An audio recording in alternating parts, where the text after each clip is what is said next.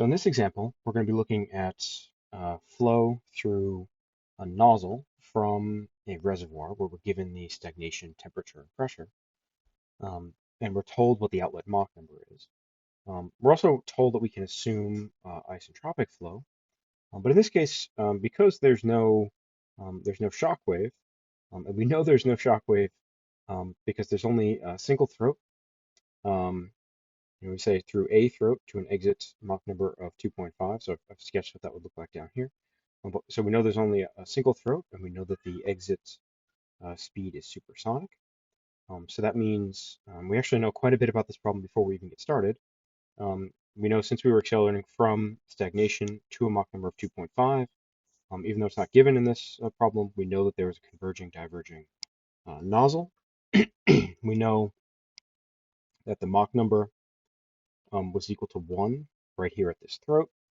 And since the exit Mach number is supersonic, we know that there was no shock wave present in this system, because if there were, a normal shock wave is always going to take our flow from supersonic, or Mach number greater than 1, to Mach number less than 1. And without a second throat, without a second converging diverging section, there'd be no way for us to get back up to supersonic flow. So before we even start this problem, we actually know quite a bit about what this could look like. And we know that this isentropic flow assumption makes sense. And we're also told to assume K is equal to 1.4, so we're dealing with air here. And in this problem, we're then asked to compute quite a few things at the exit section of this flow. So we know the Mach number is 2.5, we know the mass flow rate, and so now we're asked to find, first of all, A, the throat area.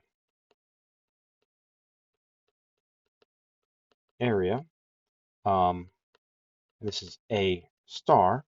And so we have a relationship for this for choked flow through a throat. And again, we know it's choked because we're accelerating from stagnation to supersonic. And the only way for that to be true is for us to have accelerated through Mach numbers equal to 1 at the throat. So we are choked. We are choked because exit Mach number is greater than 1. Therefore, Mach number is 1 at throat. And we have an expression for this, or an equation for this. We know that A star is equal to m dot times r t naught to the 1/2 over 0.6847 p naught. And this was for k is equal to 1.4, which is the case here. And so now this is really just a matter of plugging in our values, right? So m dot in this case is 3. So in SI units, it's kilogram per second. R, we have 287. T naught is 500 Kelvin. Good idea to make sure that's actually in Kelvin, but that's the case here. All right, square root of that whole quantity over 0.6847 times P naught.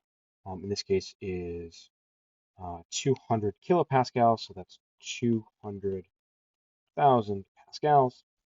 And if we work this out, plug this in, we're going to end up with A star is 0.0083 meters squared.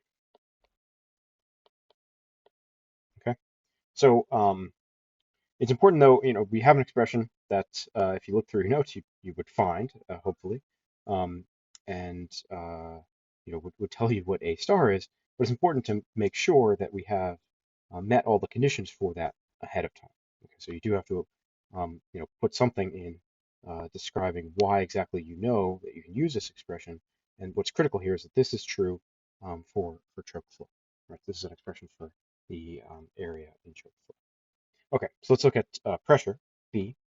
So now we want to find the pressure at the exit, PE. And in this case, we're going to assume isentropic and adiabatic. All right, so we're assuming that there's no heat transfer or loss in the system. Also, again, as we went over, we know that there was no normal shock. There can't be a normal shock in the system in order to have this supersonic flow at the exit. We're also told to assume isentropic, so that's a good assumption. So in this case, we can then use our expression for adiabatic isentropic flow, which would be P naught over P equal to 1 plus 1 half K minus 1 Mach number squared to the K over K plus 1. And so, by plugging in this expression, right, so we know our exit Mach number, we know our K is 1.4, we can work this out. I'll note that we also know for K is equal to 1.4, this whole thing is equal to 1 plus 0.2 Mach number squared to the 3.5. So either of those forms would be fine. In this case, if we take either of those, plug in our Mach number of 2.5 at the exit. Let's see, so we'll end up with this whole thing is equal to 17.08, which means that P is equal to P naught over 17.08 equal to 11,700 pascals.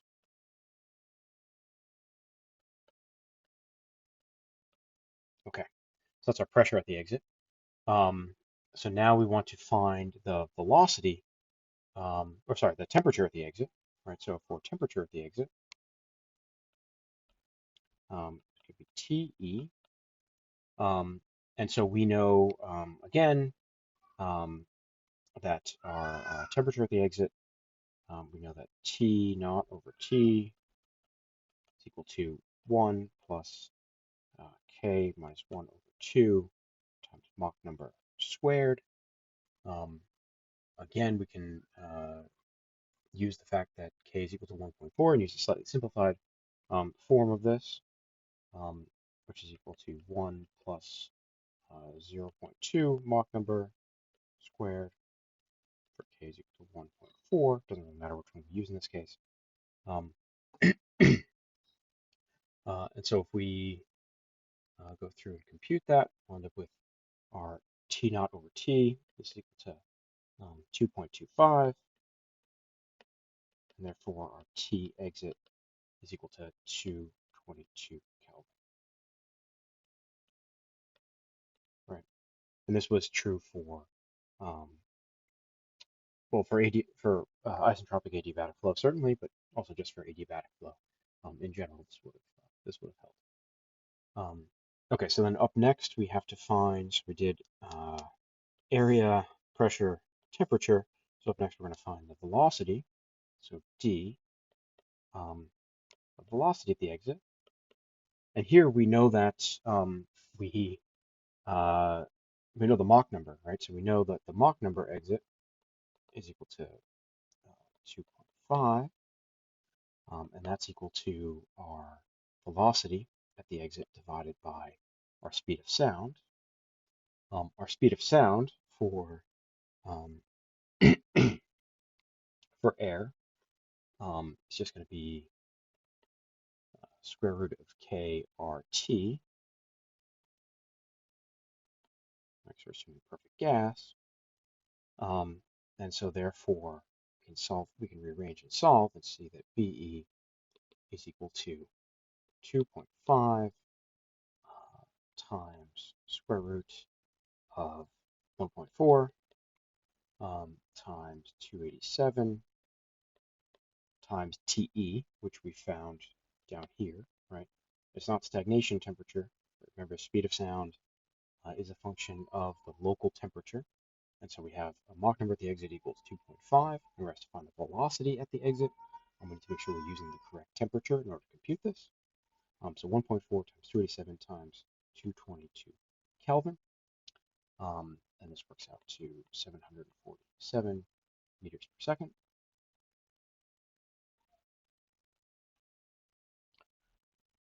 So now we found the velocity, and then the last thing we're asked to find is the area. So now we're asked to find what is the area that's required to accelerate this flow to Mach number of 2.5, assuming it's isentropic. So the area at the exit.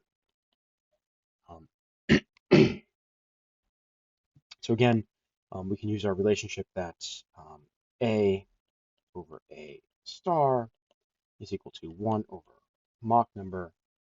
We have this big complicated thing. 1 plus 1/2 times k minus 1 Mach number squared over 1/2 k plus 1. This whole thing is raised to the 1/2 k plus 1 over k minus 1 power. Now, I said this big complicated thing, but it's actually only in terms of two parameters, right? We just have k and Mach number. We just have to make sure we keep it all straight. And again, we know that k is equal to 1.4, and so we have this whole thing is equal to 1 over Mach number times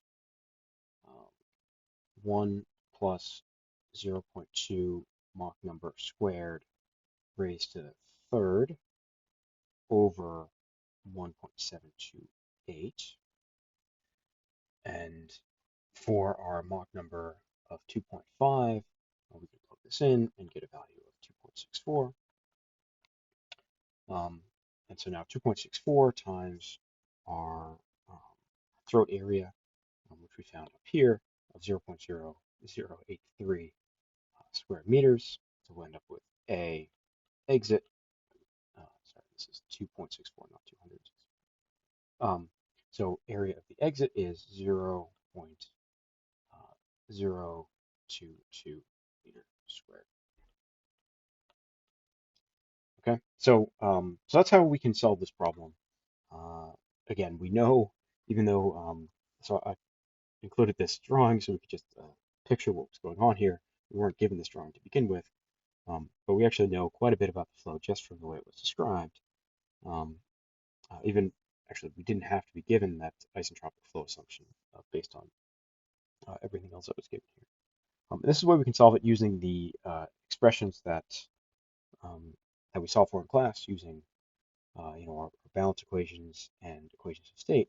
But there's another way to solve for at least parts of this problem, in particular B, C, and E, right, without having to use these expressions like this A over A star expression here.